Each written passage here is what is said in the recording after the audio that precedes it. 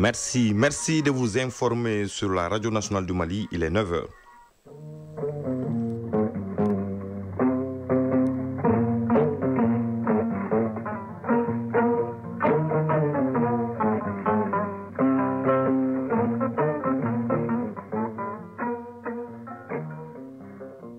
Le journal Bemba Sibi. Mesdames et messieurs, bonjour et bienvenue aux informations. Tout de suite, les titres.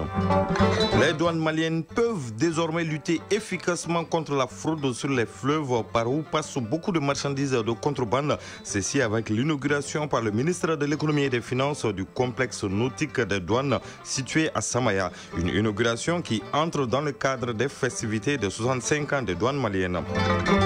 Exhorter les populations locales bénéficiaires du projet Malidenko à être des vrais acteurs de leur développement, s'appropriant l'approche du développement conduit par la communauté. C'est l'un des objectifs de la visite du ministre de la Réconciliation nationale, de la cohésion, de la paix et de la cohésion nationale à Taoudeni. Plus de précisions sur cette visite de terrain dans ce journal. Dans l'actualité AIS, nous irons à New York où la Confédération des États du Sahel est à l'honneur à la 80e Assemblée générale des Nations Unies. Ce samedi, les premiers ministres du Niger et du Burkina Faso sont intervenus dans les débats. Si le premier ministre nigérien a salué les acquis de la transition en cours dans son pays, celui du Burkina Faso a fait un bilan critique des 80 ans des Nations Unies. Dans Focus Santé de ce dimanche, Koumba Sissé nous parle de la tuberculose et ses différentes formes. Cette maladie contagieuse peut être guérie si elle est détectée à temps. La tuberculose, son mode de transmission et sa prise en charge clinique à découvrir en fin de journal. Et en sport, compétition africaine de football, le Djoliba AC monte sur le pont ce dimanche en tour préliminaire de la Coupe CAF. Déjà hier, les Blancs de Bamako ont fait un sans faute en se qualifiant pour le second tour préliminaire de la Ligue des Champions. Nous parlerons également des demi-finales de handball qui se jouent aujourd'hui et de volleyball avec le sacre de l'USFAS en dames et des 1008 logements messieurs au championnat national. Voilà pour les titres. Une fois de plus, bonjour et bienvenue aux infos. 27 septembre 1960, 27 septembre 2025, les douanes maliennes ont 65 ans. La célébration de cet anniversaire a été marquée par l'inauguration du complexe nautique des douanes situé à Samaya. Il comprend un centre de formation nautique, la brigade fluviale de Bamako rénovée et une messe du douanier. Le ministre de l'Économie et des Finances qui a présidé la cérémonie a remis des équipements nautiques à la direction générale des douanes pour aider celle-ci à lutter efficacement contre la fraude sur les fleuves par où passent beaucoup de marchandises prohibées et de contrebande. Siaka Konaté a suivi la cérémonie. Suivons. Les douanes maliennes renforcent la lutte contre le trafic de marchandises prohibées, la contrebande, le transport illégal des ressources naturelles sur les cours d'eau, d'où l'inauguration du complexe nautique rénové situé à Samaya. Il est composé du centre de formation nautique, de la brigade fluviale rénovée de Bamako et du mess du douanier, lieu de repos pour les agents en poste. Inspecteur général Amadou Konaté, directeur général des douanes.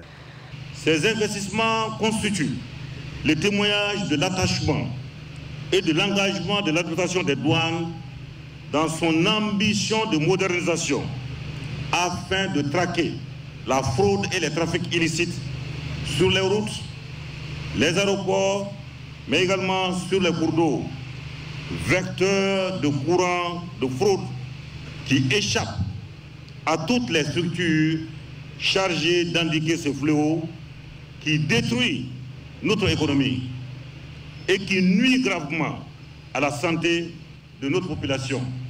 Après avoir dévoilé la plaque et coupé les rubans symboliques, le ministre de l'Économie et des Finances a remis à la Direction générale des douanes des équipements constitués de 4 moto-jet ski et d'une vedette rapide. Les autorités veulent ainsi renforcer les capacités des douanes pour leur permettre de relever un grand défi, celui lié à la lutte contre la fraude sur l'eau.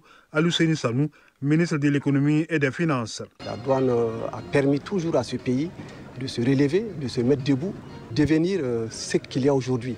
Un pays qui est envié par les résultats, par la vision et par tout ce qu'il met en œuvre aujourd'hui. Donc l'inauguration de ce centre témoigne de la volonté des plus hautes autorités, et particulièrement le président de la transition, le général d'armée Assimi Goïta, qui ne ménage aucun effort pour mettre à notre disposition tous les moyens parce qu'il nous insulte des objectifs. Sa vision est une vision éclairée, en ce sens qu'il s'agit de donner à la douane toute la modernité, tous les moyens, de les encourager, de les inciter à atteindre les objectifs suivant les instructions qu'il a données, à savoir contribuer davantage au budget d'État par la mobilisation des recettes et lutter contre la fraude et les trafics illicites de tout genre. Et enfin, mettre en œuvre toutes les réformes qui doivent nous permettre d'atteindre une organisation douanière efficace et au service des usagers et au service de toute la nation malienne. Un des gros soucis au Mali, c'était vraiment comment sécuriser le fleuve. Parce qu'il y a beaucoup de choses qui passent par le fleuve. Ça peut être de la drogue, ça peut être tout trafic illicite. Avec ces complexes nautiques rénovés et bien équipés, la Direction générale des douanes peut désormais renforcer la coopération avec les administrations douanières de l'espace AIS. Inspecteur général Amadou Kounaté, directeur général des douanes. Ces infrastructures constituent une opportunité à partager avec les États de la Confédération de l'AIS pour une appropriation communautaire afin d'étendre le maillage sécuritaire sur tous les cours d'eau qui arrosent le Sahel. Le centre de formation nautique porte le nom du colonel-major Mohamed Koulibaly, qui était chargé de la conduite des travaux de rénovation du complexe. Le ministre de l'économie et des finances et le directeur général ont appelé les bénéficiaires à faire bon usage des infrastructures et des équipements qui constituent un joli cadeau d'anniversaire pour les douanes maliennes qui célèbrent ce 27 septembre 2025 le 65e anniversaire de leur création, un service qui a connu beaucoup de mutations avec l'utilisation des moyens rudimentaires à sa création et des moyens modernes aujourd'hui et l'évolution des recettes. 95% des procédures douanières étant informatisées à ce jour. Les recettes de 2024 sont estimées à 883,9 milliards de francs CFA contre 33 milliards dans les années 80. À Taoudéni, le ministre de la Réconciliation, de la Paix et de la Cohésion sociale a rencontré les communautés bénéficiaires du projet Malidenko pour éclaircir certaines zones d'ombre sur les objectifs, la stratégie de mise en œuvre et d'autres avantages de ce projet. Le ministre Wagué a exhorté les populations des communes bénéficiaires à s'approprier l'approche de développement conduite par la communauté. Cette initiative vise à faire des populations locales des vrais acteurs de leur développement. Le reportage de Foussi. La mise en œuvre du projet Malidenko nécessite la clarification de certaines notions importantes pour les différents acteurs. C'est ce qui justifie cette rencontre d'information et d'échange entre le ministre de la Réconciliation, de la Paix et de la Cohésion sociale et les communautés de la région de Taoudéni. Général de corps d'armée Ismaël Wagué, ministre de la Réconciliation, de la Paix et de la Cohésion sociale. Cette rencontre était nécessaire dans la mesure où le projet Malidenko, dans sa phase de mise en œuvre au niveau de Taoudéni, n'était pas suffisamment comprise. Je pense à raison que et l'administration et la délégation spéciale de la région de Taoudéni n'avaient pas été suffisamment briefés par le ministère en charge, ce qui a fait qu'il y avait quelques incompréhensions. Notamment le pourquoi du projet, quelle est l'appropriation du projet, quel est le choix de communes, surtout qu'il y a sur 30 communes, c'est 10 communes qui ont été prises en compte pour le projet. Général de division Mohamed Abdraman Meidou, gouverneur de la région de Taoudéni. Le projet Malidenko est un projet porteur d'espoir pour les populations en proie au chômage de jeunes. Nous n'avons pas l'intention d'égrener la liste des retombées du projet, loin s'en faut. Nous constatons, au vu des premières actions, les bénéfices liés à l'emploi des jeunes. 42 jeunes de Taoudéni ont été recrutés. Ainsi, les bénéficiaires des 146 villages, quartiers et fractions des 10 communes retenues dans la région de Taoudéni sont mieux renforcés sur l'approche DDC, développement conduit par la communauté. Général de corps d'armée Ismaël Wagué, ministre de la Réconciliation, de la Paix et de la Cohésion sociale. Les éléments d'explication nécessaires dont les fractions avaient besoin ont aussi été partagés. Et à la fin, il a été demandé aux fractions de s'approprier ce projet et de faire en sorte que ça soit une réalité pour le bien-être de leur propre communauté. Et l'administration et la délégation spéciale ont aussi compris, ont vraiment soutenu le département dans sa démarche et se sont engagés comme d'habitude à soutenir toute initiative qui va pour le bien-être des populations. Le projet Malidenko fruit du partenariat entre la Banque mondiale et l'État malien, vise l'implication des populations dans les domaines de l'éducation, la santé, l'assainissement, l'agriculture, entre autres. Taoudeni Fousseini Samake Yakuba Kone pour l'ORTM. Le 28 septembre de chaque année est célébrée dans le monde la journée de lutte contre la rage, une zoonose transmise à l'homme par certains animaux domestiques. Chaque année, 60 000 personnes sont victimes de la rage avec un taux de mortalité de 100%. Au Mali, rien qu'en 2024, 34 cas positifs ont été révélés sur 1385 morsures enregistrées par les services vétérinaires. Pour cette édition 2025, le thème retenu est Agissons, toi, moi, la communauté. La synthèse du message du ministre de l'Élevage et de la Pêche à cette occasion avec Boubacar Bablentouri. Avec un taux de mortalité de 100%, la rage tue environ 60 000 personnes chaque année dans le monde, soit un décès toutes les 9 minutes selon les statistiques de l'Organisation mondiale de la santé, OMS. Ce qui fait de cette maladie l'une des plus mortelles. Une problématique qui nécessite une attention particulière, d'où la célébration de la Journée mondiale de la lutte contre la rage le 28 septembre de chaque année. Youbaba, ministre de l'Élevage et de la Pêche.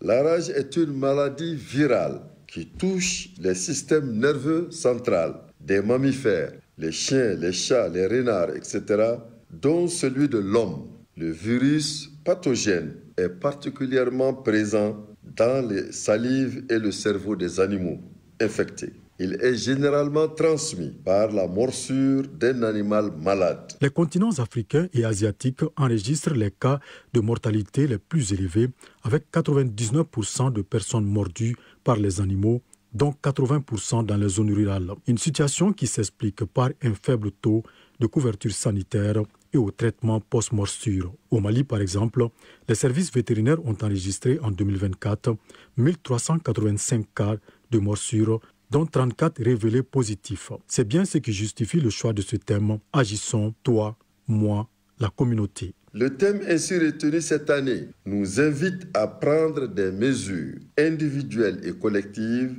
pour enrayer la propagation de la rage transmise par les chiens. Les éléments clés de la lutte pour l'éradication de la rage sont la surveillance et la notification de la maladie, les campagnes de vaccination de masse des chiens, le contrôle efficace des populations de chiens errants à travers le financement du programme dont la finalité est l'information, la communication et la sensibilisation sur la rage, la vaccination gratuite des chiens, la formation des personnels des services vétérinaires et de la santé humaine. Prévu pour le 28 septembre prochain, la journée sera célébrée au Mali le lundi 29 septembre 2025.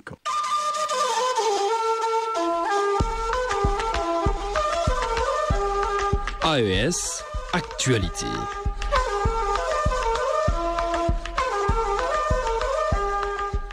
La Confédération des États du Sahel, AES, a l'honneur à la 80e Assemblée générale des Nations Unies à New York.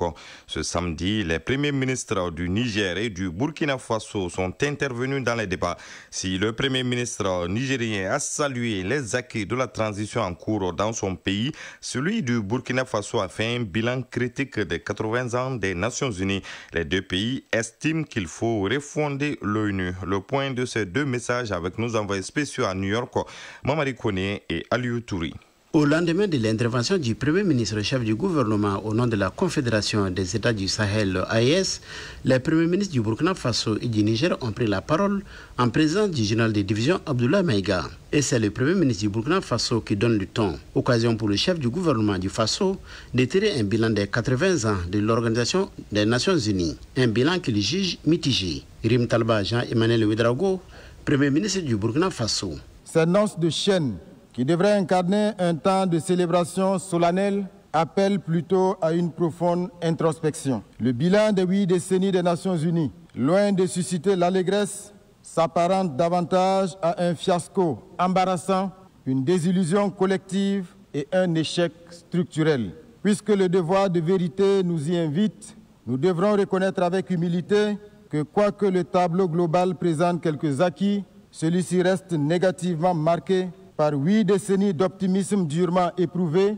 8 décennies d'espoir déçus 8 décennies de rêves brisés, bref, 8 décennies de rendez-vous cruciaux manqués. C'est malheureusement l'image obscure d'une ONU que beaucoup de nos dévanciers de 1945, s'ils vivaient encore, auraient eu du mal à accepter. En prenant la parole, le Premier ministre du Niger a énuméré quelques actions phares menées par les autorités nigériennes et condamné les différents crimes commis par les groupes terroristes. Ali Mahaman Lamine Zeyn. Le général Tchani a mis en place une commission d'experts, d'universitaires et de scientifiques pour étudier cette période sombre de notre histoire et écrire l'histoire véritable de notre pays afin de rétablir les faits, de rétablir la vérité, nous réapproprier notre histoire et de donner à notre grand peuple toute sa dignité. Ensuite, le pillage de nos ressources au détriment des Nigériens et de l'environnement. En effet, un demi-siècle d'exploitation, l'uranium n'a apporté aux Nigériens que misère, rébellion, corruption, désolation et aux Français prospérité et puissance. Les premiers ministres du Niger et du Burkina Faso appellent à la refondation du système des Nations Unies à travers des réformes courageuses pour répondre aux défis du moment. Ils réclament aussi une nouvelle architecture du financement. Les deux pays tiennent enfin au respect de leur souveraineté. On note que les travaux de cette 80e Assemblée générale des Nations Unies sont présidés par l'ancien ministre allemand des Affaires étrangères, Annalena Baerbock. New York, Mamari Kone, Aliou Touré pour l'ORTM. Restons hors du pays. La justice nigérienne a rejeté la demande de libération sous condition de Nnamdi Kanu, chef du mouvement IPOB. Il avait été arrêté en 2015 pour terrorisme et trahison en raison de son combat pour l'indépendance du Biafra dans le sud-est du Nigeria. Les procureurs affirment avoir des preuves suffisantes pour qu'il réponde de ces accusations. Son avocat dénonce une décision injuste et alerte sur l'état de santé préoccupant de son client. Les Gabonais ont voté hier pour les législatives et les locales. Ils ont élu leurs représentants au Parlement et dans les communes. Plus de 800 candidats étaient en compétition pour 145 sièges de députés. Plus de 18 000 autres se disputaient 3 078 sièges de conseillers locaux. Ce scrutin marque une étape importante de la vie politique du pays. Les Seychellois ont également voté hier pour élire leur président et renouveler leur parlement. Le président sortant brigue un second mandat de 5 ans. Son principal adversaire est Patrick Hermini, ancien président du Parlement. Environ 77 000 électeurs étaient inscrits avec une forte participation dès le matin. Si aucun candidat n'obtient plus de 50% des voix, un second tour sera organisé. On termine avec le Cameroun où cette fois-ci, c'est la campagne présidentielle qui s'est ouverte hier. 12 candidats sont en lice, dont le président sortant, Paul Biya. Conformément aux dispositions de la loi électorale, la campagne doit durer 2 semaines avant le scrutin prévu le 12 octobre prochain. Retour à l'actualité nationale pour parler de sport juste après cette virgule.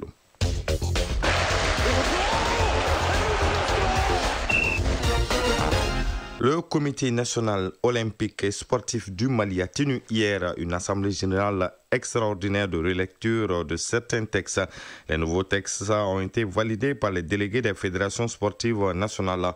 En volleyball, les dames de l'USFAS et les messieurs des 1008 logements remportent les trophées du championnat national 2025.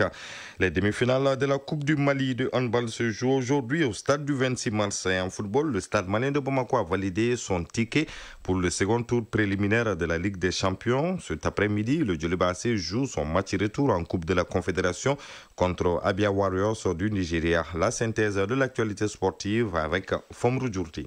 Compétition interclub de la CAF en Coupe de la Confédération, le Djoliba AC reçoit ce dimanche 28 septembre Abia Warriors du Nigeria au stade Mamadou Konaté à partir de 16h temps universel. Les Rouges de Bamako sont en ballottage favorable après leur match nul 1-1 à l'aller au Nigeria. Hier samedi, au stade du 26 mars, le stade malien de Bamako a assuré sa qualification pour le tour suivant de la Ligue des champions de la CAF en battant l'AS Tempête de la République centrafricaine 2-0. Les deux buts qui ont scellé la victoire ont été inscrits sur des pénaltys. Le premier a été transformé par Ousmane Koulibaly Kalaba à la 39e minute de jeu. Le second par Zoumana Sempara en fin de partie. David Kamoy, l'entraîneur de l'AS Tempête de la République centrafricaine, est au micro de Siragatou Sissé. Le Stade malien de Bamako, c'est un grand club. À partir du Tigras, on savait déjà que ça devait être tellement difficile. Bon, on est venu au retour, on pensait faire un hold-up, mais on a voyagé dans de très mauvaises conditions. Avec cette victoire nette, le Stade malien de Bamako obtient son billet pour le prochain tour de la compétition. Moril Mezak Njoya, l'entraîneur du Stade malien de Bamako, s'exprime au micro de Siragatou Sissé. Laissez-moi savourer ces deux victoires dans la mesure où elles ont été acquises de haute lutte face à une équipe qui en voulait également. Au fait, ils étaient venus frapper un coup. On a compris très tôt qu'il fallait être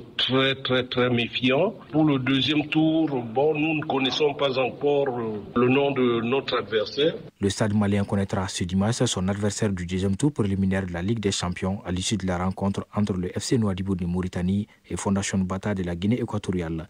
Les deux équipes s'étaient quittées sur le score de 0-0 au match aller. Changeons de discipline pour parler du handball. Les demi-finales de la Coupe du Mali se jouent ce dimanche. En série d'Ama, l'USFAS joue contre le Sigidi Kaï et le COM, Centre Omnisport de Missabougou, affronte le COL, Centre Omnisport de Lafiabougou. Chez les messieurs, l'USFAS sera face à la commune 6 et le COM défiera le COL. Les demi-finales et les finales se disputent dans la salle Abdallah Maman Aïdra du stade du 26 mars. Toujours à sport de mai, le championnat national 2025 de volleyball en dames et messieurs a pris fin ce samedi avec le sacre de l'USFAS chez les dames et 1008 logements chez les messieurs. Sur le tableau masculin, l'USFAS termine en deuxième position. L'AS Commune 5 complète le podium. L'équipe des 100, le centre de formation de volleyball de Daoudabougou, CFVD et Mopti sont respectivement 11e, 12e et 13e au classement général. Sur le tableau féminin, le centre de formation de volleyball de Daoudabougou, CFBD et l'équipe de Sikasso sont 2e et 3e derrière l'USFAS. Les trois dernières places sont occupées par les équipes de la commune 5, Ségou et Gao. Notons que l'édition 2025 du championnat national de volleyball s'est déroulée du 21 au 27 septembre 2025. Elle a regroupé 16 équipes venant des ligues régionales et du district de Bamako. Terminons avec cette assemblée générale extraordinaire du Sénos Mali tenue ce samedi. Doté le comité national olympique et sportif du Mali, Sénosm, des outils d'une gouvernance améliorée. Telle était l'ambition du président Habib Sissoko et de son équipe en lançant la procédure de relecture de certains textes stratégiques. Il s'agit notamment des statuts du règlement intérieur, du manuel de procédure de gestion administrative, financière et comptable et de la lecture du règlement de la commission des athlètes. Conscient de la pertinence de cette relecture et des changements proposés, ainsi que des enjeux d'un tel exercice, les représentants des fédérations ont validé à l'unanimité les textes proposés à leur validation. Pour le président du comité exécutif du Sénosm, il s'agissait de parachever un travail scientifique et de rappeler que l'année 2025 sera retenue comme celle qui aura vécu l'épilogue d'un processus commencé depuis 2023. Focus Santé. Focus Santé en rediffusion s'intéresse à la tuberculose et ses différentes formes. Cette maladie contagieuse peut être guérie si elle est détectée à temps. Elle se transmet d'une personne à une autre. Une seule gouttelette d'un tuberculeux contient des milliers de microbes et ceux-ci peuvent durer plusieurs heures dans l'air avant de contaminer une personne saine. On en sait plus sur la maladie avec Koumba Sissi. L'air que nous respirons contient souvent des microbes et ces derniers peuvent attaquer l'organisme humain. La tuberculose pulmonaire est effectivement due à un microbe qui se propage dans l'air. Si un tuberculeux tousse, éternue ou crache, peut transmettre la maladie à son entourage.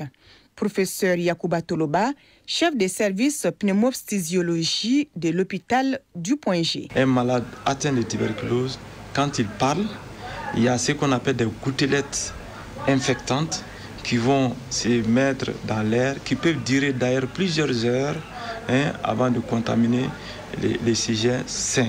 Si ces malades toussent, c'est des milliers de gouttelettes et à l'intérieur d'une gouttelette, il y a des milliers de microbes qui sont dedans. Il y a deux formes de tuberculose. D'abord, la tuberculose sensible, ça veut dire que c'est une tuberculose simple, elle est chronique. À côté de cette forme, il y a une autre forme qu'on appelle la tuberculose résistante ou la tuberculose multirésistante. Les microbes, une fois introduits dans un corps sain, attaquent les voies aériennes de la personne. Après avoir contaminé les sujets sains, la bactérie migre vers les voies aériennes respiratoires et au niveau de ces voies aériennes respiratoires, elles se multiplient. Quand elles se multiplient, ça crée un dommage local. Et c'est ce qui est à l'origine des signes cliniques, des symptômes que les malades ressentent, notamment la toux qui dure plus de 15 jours, la gêne respiratoire, souvent même des crachats striés de sang. En dehors de ces signes respiratoires, il y a ce qu'on appelle des signes généraux. Et parmi ces signes généraux, il y a la fièvre qui persiste surtout le soir et la nuit. Le malade va perdre du poids. Et chez la femme en âge de procréer, cette femme a une perturbation de son cycle menstruel. Ces bactéries qui sont à la base de la maladie peuvent aussi attaquer les os et cette forme est appelée tuberculose osseuse. La maladie peut également toucher les organes. Professeur Yacouba Toloba. Toute autre tuberculose en dehors des poumons est appelée extrapulmonaire. Dans ce cadre, il y a ce qu'on appelle la tuberculose osseuse. N'importe quelle partie de l'os peut être atteinte par la tuberculose. Mais la plus connue, c'est surtout la tuberculose vertébrale, la colonne vertébrale. Il y a la tuberculose du genou, il y a la tuberculose de l'orbite, il y a la tuberculose de la main, il y a même la tuberculose péritonéale au niveau de l'intestin, il y a la tuberculose de l'œil qui peut entraîner une cécité. Et à la tuberculose neuroméningée qui peut entraîner une méningite tuberculeuse. Avec les recherches, le traitement est devenu plus court. Sinon, il y a quelques décennies, la forme résistante de la maladie était traitée par injection pendant plusieurs mois. En 2023-2024, on a eu ce qu'on appelle des traitements sans injection. Après ces traitements sans injection, il y a eu des traitements aussi et qui ont permis de raccourcir le traitement de la tuberculose multirésistante. Et ces régimes maintenant de 24 mois, on est venu à 15 mois, nous sommes à 11, 9, 12 mois. Un malade, lorsqu'on les diagnostique déjà et qu'on leur donne les premières molécules, déjà la contagiosité diminue de façon drastique. Et à la deuxième semaine, il est presque non contagieuse. Que ce soit la tuberculose sensible, la tuberculose multirésistante, la tuberculose pulmonaire, la tuberculose extrapulmonaire, la maladie peut être guérie sans séquelles. Mais le problème est que quand on a un retard diagnostique, les bactéries, les microbes ont le temps de ronger certaines parties de l'organisme.